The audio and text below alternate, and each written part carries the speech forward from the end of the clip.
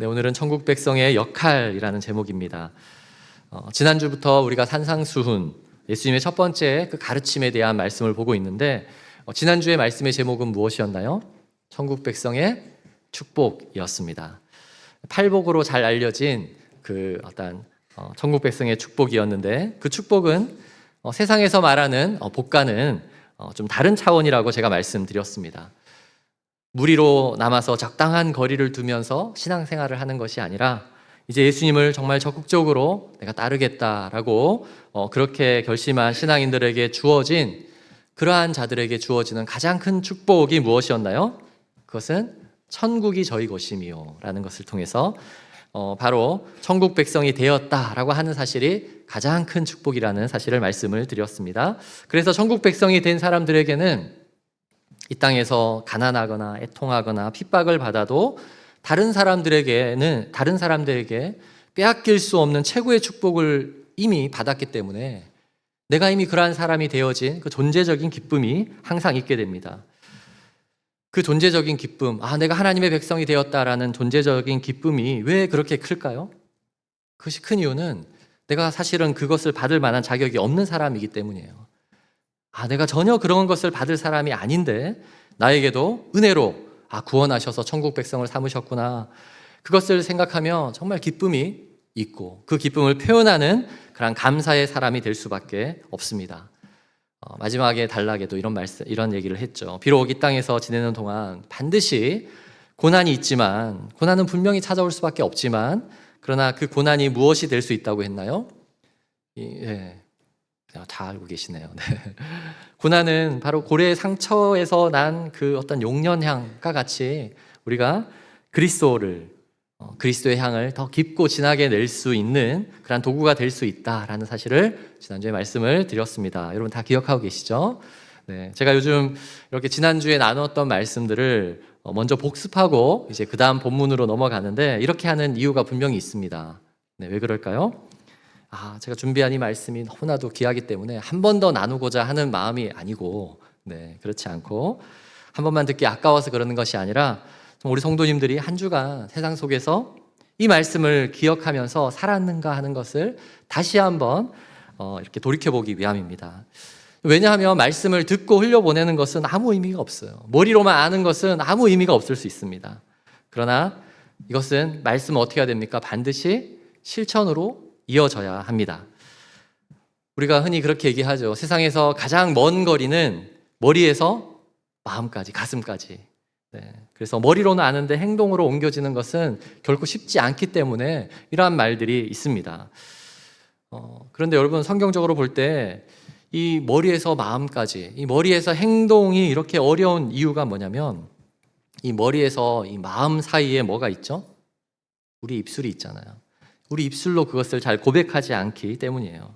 내가 머리로 알게 된 그 사실, 그리고 내가 결단하게 된 그것을 내가 이렇게 살아가겠습니다. 또 그렇게 나는 살았습니다. 라는 그 고백이 반드시 필요한데 이제 그러한 고백이 있는 곳이 어디죠? 바로 우리의 목장 모임입니다. 그래서 교회에 나와서 이 목장에서 스스로 이것을 함께 고백하는 사람과 그렇지 않은 사람은 아주 신앙적인 큰 수준의 차이가 있을 수밖에 없습니다. 여러분 지난주부터 우리가 목장이 시작되었는데 올해는 목장에서 이제 빠뜨릴 수 없는 것이 바로 지난주 말씀을 가지고 어떻게 살았느냐 하는 거예요. 그래서 오늘 목장 모이면 내가 지난주 천국 백성의 축복 그것을 잊지 않고 또 어떻게 살아냈는지를 꼭 나누어 보는 우리 모든 성도가 되기를 바랍니다. 예수님께서 이제 산상수훈의 천국 백성의 축복에 대한 말씀을 하신 다음에 이어서 하신 말씀이 오늘 본문이었습니다. 오늘 본문은 우리 그리스도인들에게 너무나도 잘 알려진 그런 말씀이죠. 너희는 세상의 소금이다. 너희는 세상의 빛이다. 우리말로는 이 소금 빛보다는 빛과 소금이라는 운율이 더 좋잖아요. 그래서 많은 사람들이 세상의 소금, 빛이고 소금이다라고 이렇게 기억하고 있지만 예수님의 말씀에 이 성경에 기록된 순서를 보면 소금이 먼저이고 그 다음에 빛이에요. 그래서 너희는 그 순서는 소금과 빛이다 라는 거예요. 이 순서보다 더 중요한 것은 이 말씀의 의미라고 할 수 있겠죠. 너희는 세상의 소금이다. 그리고 너희는 세상의 빛이다. 이 뜻을 우리가 이해하는 것이 그렇게 어렵지 않습니다. 너희는 이 세상에서 꼭 필요한 존재다라는 어떤 그런 강조점도 있고, 또 그리고 야 너희는 세상에서 이러한 역할을 하고 있다, 역할을 해야 한다라는 어떤 강조점도 있게 됩니다. 여러분, 그런데 또 잘 생각해 보세요. 예수님의 이 가르침은 제자들의 어떤 초창기의 가르침이에요. 아직까지 제자들이 예수님을 위해서 한 일은 아무것도 없어요. 그런데 예수님이 뭐라고 하셨나요? 너희는 이미 세상의 소금이다. 그리고 너희는 이미 세상의 빛이다. 이 선언이 현재형이라는 사실이 중요합니다. 너희는 앞으로 세상의 소금이 될 것이야. 너희는 앞으로 세상의 빛이 될 것이야가 아니라 너희는 이미 세상의 소금이야. 그리고 너희는 이미 세상의 빛이야 라고 한 그 말씀. 우리가 예수님께서 말씀하신 그렇다면 이미 우리는 소금이 되었고 빛이 되었는데 그 역할이 무엇일까? 그 역할이 무엇인지 오늘 우리 예수님의 가르침을 통해서, 성경의 가르침을 통해서 우리가 함께 또 배우고 확신하고 또 그렇게 살아가는 저와 여러분 되기를 소망합니다. 네, 소금의 의미 첫 번째는요, 우리는 부패한 땅을 거룩하게 하는 소금입니다. 우리 이 고백은 같이 한번 고백해 볼까요? 시작. 우리는 부패한 땅을 거룩해 하는 소금입니다. 네, 우리 13절의 말씀이죠. 13절의 말씀을 제가 앞부분을 좀 설명을 드리겠습니다. 너희는 세상의 소금이니 라고 한글 성경이 되어 있지만 여러분 영어 성경을 보면 땅의 소금입니다. 원래 원어는 땅이에요. 너희는 땅의 소금이니, 소금이 만일 그 맛을 잃으면 무엇으로 짜게 하리요? 후에는 아무 쓸데없어 다만 밖에 버려져 사람에게 밟힐 뿐이니라. 예수님이 말씀하신 이 소금의 의미를 제대로 이해하기 위해서는, 소금의 역할을 제대로 알기 위해서는 바로 이 세상에 대한 이해가 중요한데 13절에는 세상이 아니라 땅입니다. 한글 성경은 13절도 세상의 소금, 그 다음 14절도 세상의 빛이라고 되어 있지만 원래 성경은 그것을 분명히 구분하고 있어요. 영어 성경으로도 그것이 분명히 구분되어 있죠. Salt of the earth라고 되어 있죠. 그리고 또 Light of the world라고 되어 있죠. 세상의 빛이고 땅의 소금입니다. 자, 소금은 땅의 소금이라고 되어 있는데 왜 땅에는 소금이 필요할까요? 왜 땅에 소금이 필요합니까? 이제 약간 차원이 달라지죠. 하나님께서 처음 세상을 창조하셨을 때 그 땅의 의미, 그리고 그 땅이 어떻게 변해간지를 이해하면 우리가 그것을 조금 더 분명히 알 수 있게 됩니다. 여러분, 하나님이 세상을 처음 만드셨을 때에 이 땅은 축복의 상징이었습니다. 축복의 상징이었어요. 창세기 1장 12절 한번 같이 한번 읽어볼까요? 창세기 1장 12절 시작. 땅이 풀과 각기 종류대로 씨 맺는 채소와 각기 종류대로 씨 가진 열매 맺는 나무를 내니 하나님이 보시기에 좋았더라. 네. 하나님 세상을 만드시고 땅을 만드셨어요. 근데 땅은 심은 대로 하나님의 그 선한 열매를 맺는 그런 곳이었어요. 그리고 그곳을 다스리도록 누구를 만드셨나요? 네, 사람을 창조하셨죠. 자, 사람에게 이렇게 창조하셨는데 우리 한번 또 명령하셨는데 창세기 1장 27절, 28절도 한번 같이 읽어볼까요? 시작. 하나님이 자기 형상 곧 하나님의 형상대로 사람을 창조하시되 남자와 여자를 창조하시고 하나님이 그들에게 복을 주시며 하나님이 그들에게 이르시되 생육하고 번성하여 땅에 충만하라. 땅을 정복하라. 바다의 물고기와 하늘의 새와 땅에 움직이는 모든 생물을 다스리라 하시니라. 네, 하나님께서 창조하신 사람을 향한 최고의 축복은, 그 최고의 축복은 이 땅에서 충만하며 성실하게 땅을 다스리는 것이었어요. 하나님께서 준비해 두신 땅을 통해서 수많은 생명들이 살아나는 축복의 장소였습니다. 그런 축복의 장소였어요. 이 땅은 하나님의 축복의 토양이었어요. 그런데 이제 첫사람 아담과 하와가 범죄하게 됩니다. 그러고 나서 창세기 3장부터 이제 그 땅이 어떻게 저주를 받게 되고 황폐하게 되고 그 땅을 통해서 사람들이 어떻게 정말 어려워지게 되고 이제 그런 일들이 이렇게 일어나게 됩니다. 여러분, 창세기의 초반부를 땅의 관점에서 한번 보세요. 그러면 그 땅으로 인해서 어려워진 세상, 부패하게 되고 그 결과 어떤 일이 일어나는지를 잘 알게 돼요.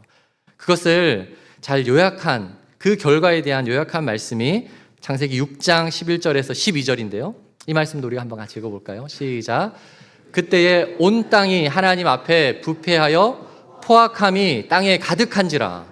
하나님이 보신즉 땅이 부패하였으니 이는 땅에서 모든 혈육 있는 자의 행위가 부패함이었더라. 네. 인간의 타락 이후에 온 땅이 어떻게 되었다고요? 완전히 부패해졌습니다. 하나님께서 땅을 허락하신 그 아름다운 목적은 더 이상 일어나지 않게 되었습니다. 그렇다면 그 땅에서 자란 소산물로 하나님 앞에 예배드리는 것, 그것을 하나님이 과연 기뻐하실 수 있겠습니까? 어떤 사람이 아무리 정성스럽게 농사를 짓고 그 중에서 가장 좋은 것을 골라내어서 그 중에서도 또 흠이 없는 것을 가져와서 하나님 앞에 드린다고 한다 할지라도 그것이 거룩함이 없을까요? 하나님께 드릴 만한 합당한 예물이 될까요? 제물이 될 수 있을까요? 네, 그럴 수 없죠. 이미 부패한 이 땅에서 자라난 그 모든 것은 하나님께 드려지기에 전혀 합당하지 않은 그러한 물건이 되었습니다. 자, 그때 이제 하나님께서 모세를 통해서 자신을 예배하는 자들에게 이제 하나님을 예배하는 그 땅의 수확물들이 부패하였지만 온전히 예배드릴 수 있는 방법을 한 가지 소개하셨는데 그것이 바로 레위기 2장 13절에 나옵니다. 자, 어떠한 방법으로 예배드릴 수 있게 되었을까요? 제물을 드릴 수 있게 되었을까요? 같이 읽습니다. 시작. 내 모든 소제물에 소금을 치라. 내 하나님의 언약의 소금을 내 소제에 빼지 못할지니 내 모든 예물에 소금을 드릴지니라. 구약에서 하나님께 드리는 이 제사의 규정을 소개한 책이 레위기죠. 근데 그 중에서도 이 땅에서 자란 소득물로 하나님께 감사의 제물을 드리는 방법이 바로 소제였습니다. 쉽게 말해서 이 땅에 자라나는 모든 소득물, 농작물을 통해서 하나님께 드리는 것이 부정한 땅에서 자랐지만 하나님께 드리는 것이 바로 소제였어요. 근데 그것을 거룩하다 여길 만한, 거룩하게 바뀌었다 인정받는 그 시간이 바로 소금 언약이라고 하는 소금을 뿌리는 거예요. 그래서 이 레위기 2장 13절을 통해서 구약 신학자인 아담 클라크가 이렇게 설명했습니다. 소금은 누룩, 이제 이전에 바로 누룩이 나오거든요. 레위기에 보면 누룩을 드리지 말라고 해요. 누룩을 넣지 말라고 그래요. 왜냐하면 누룩은 부패의 상징이니까. 근데 소금은 누룩의 의미와는 정반대입니다. 소금은 부패와 타락으로부터 보호하며 하나님을 예배하는데 필수적인 순결함과 변치 않는 신실함을 상징합니다. 네. 소금을 통해서 이제 그것이 부패된 것이 아니라 하나님께 드릴 만한 거룩함이 되었다라는 것을 의미하는 거예요. 여러분, 마태복음은 당시의 구약 성경을 너무나도 잘 알고 있던 사람들에게 주어진 복음서였습니다. 말씀이었어요. 그래서 마태복음에서 때로 우리가 이해하기 어려운 내용이 있으면 그 답이 어디 있다고 그랬죠? 네. 구약을 찾아보면 잘 이해할 수 있습니다. 예수님께서 말씀하신 지금 이 땅, 그 땅은 구약 성경에서 이미 선언되어진 부패한 땅이에요. 그리고 그 부패한 땅에 그 모든 소산물이 하나님께 온전히 드려지기 위해서는 그 거룩함이 회복되었음을 선언하기 위해서 꼭 필요한 것이 바로 소금이었어요. 따라서 이 구절의 진정한 의미는 너희는 이와 같이 지금도 부패한 땅에서 살고 있지만 하나님께서 기뻐 받으시는 예배를 드릴 수 있는 필수 요소와 같은 거룩한 존재가 되었다라는 것을 이제 말하는 것입니다. 누구로 말미암아 우리가 이러한 존재가 되었나요? 바로 진짜 거룩의 본체에 있으신 예수님을 통해서 우리가 그러한 거룩함을 인정받은 자가 되었기 때문입니다. 우리는 그 거룩함을 인정받은 자들입니다. 하나님께서 거룩하다 인정한 우리를 통해서 우리가 살아가는 이 모든 땅에 가장 선한 열매를 다시 이루게 하실 줄 믿습니다. 여러분, 그 소망의 마음으로 우리는 함께 예배 드리는 자입니다. 그 소망의 마음으로 우리는 함께 거룩함을 회복한 하나님을 예배하는 그러한 역할을 하게 되는 것입니다. 자, 그렇다면 이제 이어나오는 말씀을 보면 소금이 맛을 잃으면 버려진다. 이것은 어떤 의미가 될까요? 소금이 맛을 잃으면 버려진다. 이 말씀도 소금이 맛을 잃으면 버려진다. 이것은 그 당시에 그리고 문화를 이해할 때 우리가 바르게 이해할 수 있는데 이스라엘은 전 세계에서 소금을 구하기에 가장 쉬운 나라입니다. 왜 그런지 아세요? 그 이스라엘과 바로 옆에 붙어 있는 사해 바다가 있기 때문이에요. 사해 바다의 소금의 염도는 몇 프로인지 아세요? 30%가 넘습니다. 우리가 일반 바다의 소금의 염도는 뭐 3.5%막 이렇게 얘기를 하는데 사해 바다는요, 그 염도가 그냥 30%가 넘어요. 그러니까 이곳에서는 너무 그 소금의 염도가 강하니까 염전을 따로 만들 필요가 없습니다. 그 바다 주변에는 이미 오랜 시간이 지나면서 그냥 소금이 굳어서 만들어진 어떤 돌덩이들, 그 다음에 그런 광염이라고 하는데 그런 광산들이 많이 있어요. 그래서 쉽게 소금을 그냥 얻어가요. 자, 문제는 쉽게 소금을 가져갔기 때문에 정제하지 않은 소금에는 무엇이 많이 묻어 있나요? 네, 불순물이 많이 묻어 있는 거예요.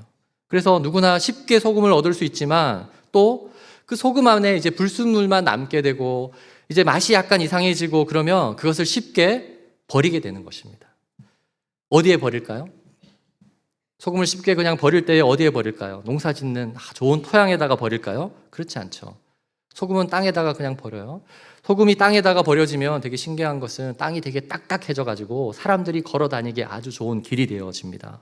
그래서 소금이 땅에다가 버려지면 그냥 돌처럼 어떤 그런 길로 만드는 것이죠. 그곳에 가면 어떻게 됩니까? 사람들에 의해서 밟혀서 그냥 있는 거예요. 이 의미를 잘 생각해 보면 예수님께서 말씀하신 이 소금이 맛을 잃으면 이 말은 진짜 소금의 역할을 하지 않으면 그것은 하나님을 온전하게 예배하는 거룩한 하나님의 백성의 일인 거예요. 근데 그것을 하지 않으면 지금 하나님을 예배하는 그곳에 있는 것이 아니라 엉뚱한 곳에 있으면 어떻게 된다고요? 버려져서 뿌려져서 사람들에게 그냥 밟히는 인생이 되는 거예요. 우리가 하나님을 잘 예배하고 거룩한 가운데 하나님을 온전히 예배하는 인생이 될 때는 하나님이 기뻐하시고 축복하시는 그런 열매 맺는 땅을 다시 회복하는 역할로 사용하실 거예요. 그런데 그렇지 않고 엉뚱한 곳에서 있다가는 어떻게 됩니까? 세상 속에서 그냥 밟힐 뿐이에요. 그래서 하나님의 자녀, 하나님의 백성이 된 우리는 세상 속에서 아무리 막 성공하려고 해도 밟히는 경우가 많습니다. 세상에서의 성공이 목표가 아니라 하나님을 온전히 예배하는 것에 우리의 우선순위와 목표를 두어야 하는 줄 믿습니다. 그것이 우리에게 주어진 역할이기 때문입니다. 우리 옆 사람과 한번 이렇게 인사해 볼까요? 당신은 거룩한 소금입니다. 거룩한 소금입니다. 네. 예배를 회복하는 거룩한 소금입니다. 네. 네. 그러면서 한번 맛을 보세요. 여전히 짠맛이 있습니까? 네. 특별히 이 소금의 짠맛에 대해서는 성경에서 한 가지 더 중요한 가르침이 있습니다. 신약 성경에 이러한 중요한 가르침이 있기 때문에 이것은 우리가 꼭 나누어야 하는데 골로새서 4장 6절의 말씀을 한번 읽어볼까요? 같이 한번 읽어보겠습니다. 시작. 너희 말을 항상 은혜 가운데서 소금으로 맛을 냄과 같이 하라. 그리하면 각 사람에게 마땅히 대답할 것을 알리라. 네. 소금의 맛을 냄과 같이 어떻게 하라고요? 너희 말을 항상 은혜 가운데서 하라. 우리는 입술의 고백이 중요한 사람들이라고 제가 처음에도 말씀을 드렸습니다. 우리의 입술은 누군가를 막 정죄하고 비난하고 판단하고 그렇게 사용하는 말이 아니라, 입술이 아니라 용서하고 사랑하고 축복하고 평안을 전하고 그리고 누군가를 다시 일어서게 하는 지혜로운 말을 하는 그런 소금의 맛을 내는 그러한 성도가 되어야 하는 줄 믿습니다. 지금까지 소금의 내용을 요약하면서 한번 스스로에게 적용해 보세요. 나는 진짜 소금이 있어야 할 그 자리에 있는가? 그리고 그 자리가 예배의 자리였죠. 나는 항상 정말 은혜의 말을 내는 참된 소금의 맛을 내는 그러한 사람으로 살고 있는가? 네, 목장에서 한번 나눠보시기를 바랍니다. 두 번째는요, 빛. 빛은 의미가 어렵지 않습니다. 우리는 어두운 세상을 밝히는 빛입니다. 이것도 한번 같이 고백해 볼까요? 시작.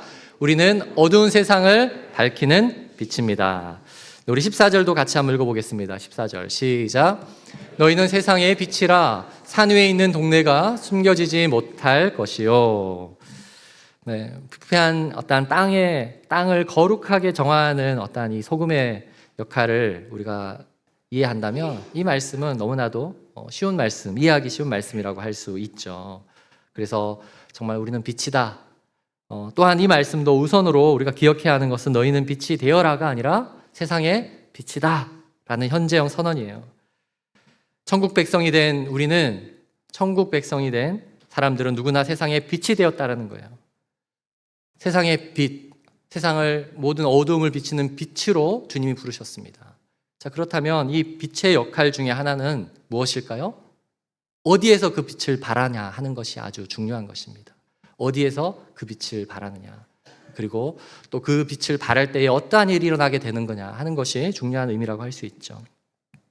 우리 14절에 이어진 설명에 보면 그 산 위에 있는 동네가 숨겨지지 못한다라는 표현을 하고 있는데요. 그 빛. 그런데 산 위에 있는 동네가 숨겨지지 못한다라는 내용을 제가 예전에도 한번 설명드린 적이 있습니다. 이것도 우리가 이해하기 위해서 그 당시의 어떤 문화들을 생각해 보아야 하는데, 예루살렘도 그렇지만 당시에 사람들이 살고 있는 집은 대부분 어디에 위치하고 있었을까요? 비교적 산 약간 위쪽에 자리를 잡고 있었습니다.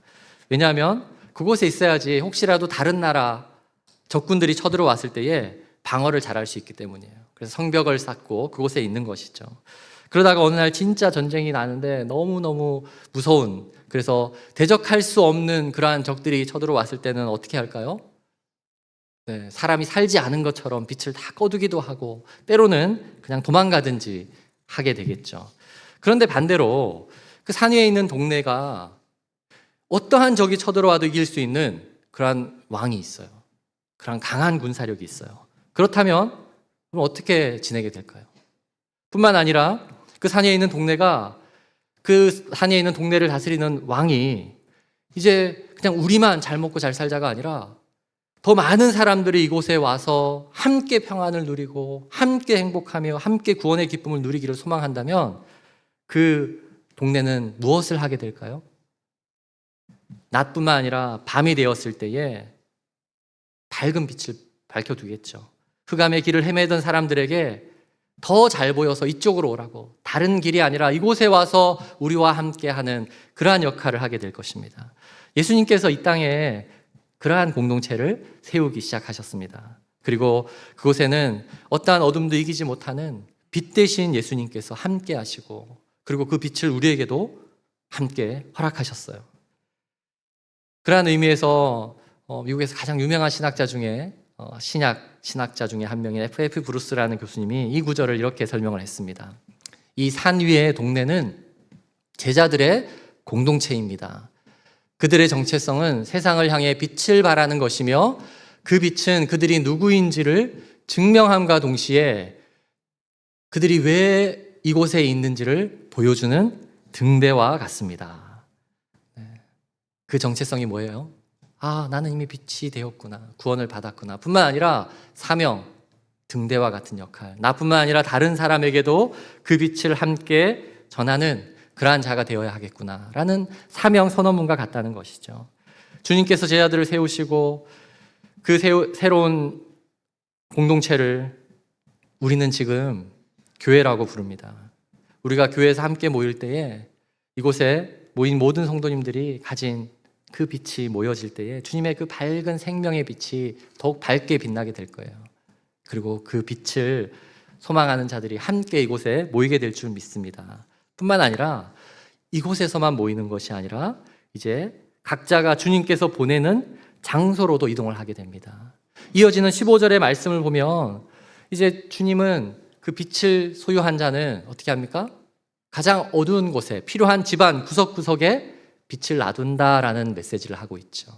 그래서 우리가 예배를 마치고 이제 하나님께서 우리를 보내시는 곳으로 나아가서 그곳에서도 어떻게 한다고요? 빛의 역할을 우리는 하게 되는 것입니다. 특별히 하나님이 우리를 그곳으로 보내서 어떤 일을 하게 하실까요? 그곳에 보내시면서 명령하신 예수님의 말씀이 있는데 16절 말씀입니다. 16절 말씀을 같이 한번 읽어보겠습니다. 시작.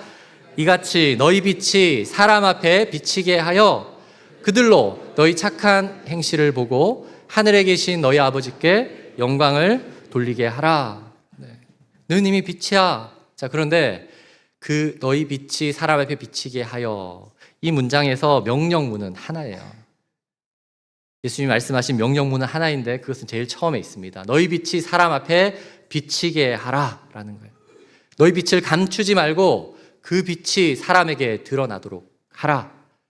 그러면 어떤 일이 일어나냐면 그들이 너희의 착한 행실, 여기서 착한 행실은 사실은 우리의 선한 행실이 아니에요. 우리가 행하는 그러한 세상 사람들이 말하는 착한 일이 아니에요. 하나님이 보시기에 아름다웠다라고 창세기에 말했던 그 선한 일이에요. 하나님의 목적, 하나님의 기쁨이 되는 일, 그것들을 보고 사람들이 하늘에 계신 너희 아버지께 영광을 돌리게 된다라는 거예요. 그 사람들이 왜 하나님께 영광을 돌립니까? 내가 착한 일을 했는데 왜 나를 칭찬하지 않고 하나님께 영광을 돌립니까? 저 사람은 예전에 절대로 저런 일 할 수 없는 사람인데 예배 드리고 왔더니 달라졌네. 저 사람은 절대로 저렇게 말하는 사람이 아닌데 목장 모임 참석하고 나서 다른 말을 하네. 네. 그 사람을 온전하게 회복하게 하신 하나님께 영광 돌리는 일들이 일어나게 되는 것입니다. 그래서 우리가 주님께서 보내신 그곳에 두려워하지 않고 나아가는 저와 여러분이 될 수 있기를 소망합니다. 이것이 우리에게 주어진 사명의 자리입니다. 우리에게는 이미 그러한 빛이 있어요. 때로 우리가 함께 모여 있는데 어떤 사람의 빛이 너무나도 커 보여서 저 사람에 비하면 나는 아무것도 아니야 라고 생각할 수 있지만 여러분, 그렇지 않습니다. 이곳에 계신 어느 분이라도 스스로가 생각할 때 나의 빛이 너무나도 연약하고 꺼질 것 같은 그런 빛이라 할지라도 가장 어두운 곳으로 가보세요. 암흑한 곳에 가면 가장 빛나는 빛으로 사용될 수 있음을 여러분 기억하시기 바랍니다. 그래서 우리 모두 주님께서 명령하신 이 말씀, 선언하신 두 개의 말씀을 꼭 기억하시고, 너희는 소금이다. 이 땅을, 부패한 이 땅을 거룩하게 만드는 소금이다. 그리고 어두운 세상을 밝게 만드는 빛이다. 그 선언을 믿으시고, 그리고 또한 주님의 명령, 너희는 세상으로 너희 빛이 사람들에게 비치게 하라. 사람들에게 비치는 그 일을 이루어 드리는 저와 여러분 되기를 주의 이름으로 축원드립니다. 아멘. 네, 오늘 말씀을 우리가 또 생각하면서 함께 이 시간 찬양하면 좋겠습니다. 충만이라는 찬양인데요. 충만이라는 찬양입니다. 저는 이 말씀을 준비하면서 나도 분명히 주님이 말씀하신 이 땅의 소금이고 이 세상의 빛인데 때로는 왜 이렇게 많이 두렵고 또 때로는 주님이 가라 하시는 곳에 가지 못할까라는 생각들도 하게 됩니다. 그것은 내 안에 예수님으로 충만하지 않기 때문이다라는 생각을 했습니다. 그런 생각을 하면서 이 찬양을 혼자 이렇게 되뇌이는데 이 찬양을 고백만 해도 이상해요. 내 안에 예수님으로 충만한 것 같아요. 참 신기하죠? 여러분, 이 고백을 우리가 입술로 하기 시작하면 내 안에 예수님으로 충만한 것 같아요. 왜 그럴까요? 착각이 아니라 우리 안에 이미 예수 그리스도가 계시기 때문이에요. 우리는 잘 보지 못했지만, 우리는 잘 확신하지 못했지만 이미 참된 거룩함, 소금 대신 예수님, 빛 대신 예수님 우리 안에 계세요. 예수님을 부를 때에 우리가 예수님으로 정말 충만해지고 그 충만함을 가지고 우리는 다시 세상으로 나아가는 자들이 될 줄 믿습니다. 그러한 은혜가 회복되는 이 시간이 되기를 소망하면서 이 시간 우리 함께 이 찬양 고백하겠습니다.